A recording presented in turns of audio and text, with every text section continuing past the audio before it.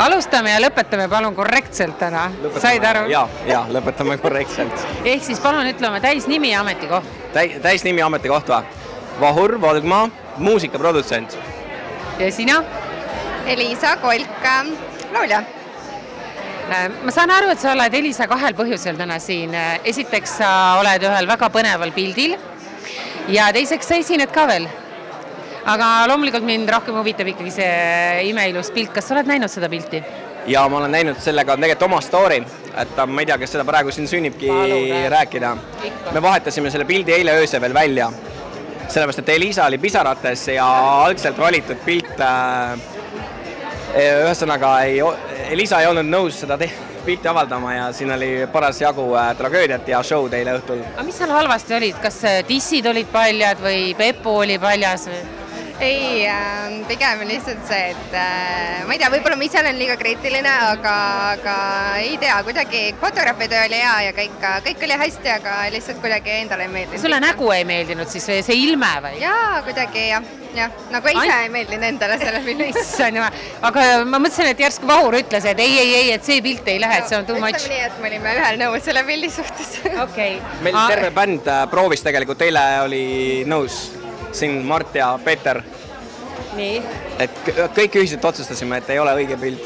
Aga oli teil varuvariant ka, et selles mõttes, et oli mille vahel valida siis, et võib-olla see oligi kõige parem pilt või mitte? Me tegelikult küsisime kõik pildid näha ja valisime sealt uue pilti. Noh, ma pean üles tunnistama, aga minuga juhtus sama lugu, aga mulle lõpuks jäi ainult 2 pilti, mille vahel valida ja loomulikult taheti panna just see pilt, mis mulle ei meeldinud ja tundes mind, tulid jõudsed ähvarduskõned, sõim, hüsteeria, nutte ja siis pandi ka see pilt, mis mina tahan. Aga üldiselt vedas, aga üldiselt kas on okei, et te olete ju, me võime ju kutsuda Elisat sinu naiseks? No naine vist on ikka see, kes on abielus. Jaa, aegu naine.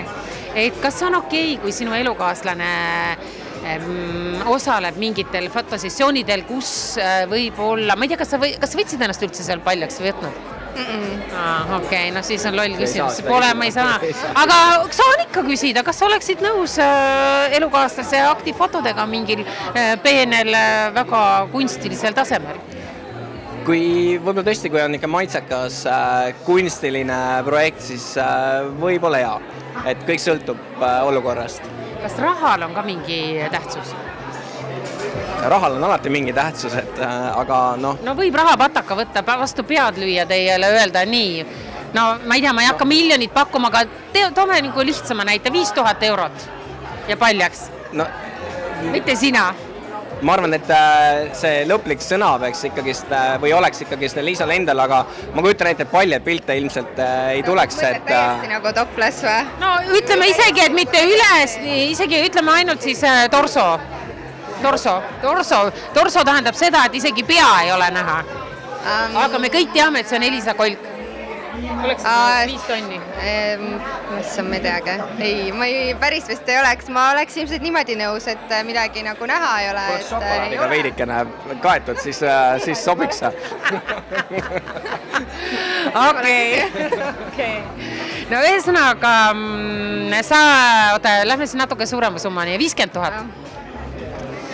Et ma nagu kahtlen selles suhtes, et üleni. Vahur ütles juba jaa.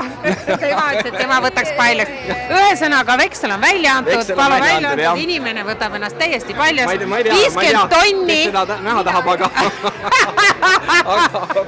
Kuule, tead sa, ma müüks edasi, ma paneks kuhugi mingile kas diskoteegi või baari või lounge'i seinale paariks aastaks selle sinna. Ma arvan, et oleks väga suur saks see. Ise vist ei läheks siis sinna, aga... Teised läheks kindlasti. Aga teised kindlasti läheks, jah. Aga väga melolukas ja aitäh ja tore, et ikka juhtus nii, et jõudis lõpuks see pilt, mis sulle endale ka meeldis, see on kõige tähtsam. Ma olen väga õnnelik, et see läks. Aitäh teile! Kõrnjau!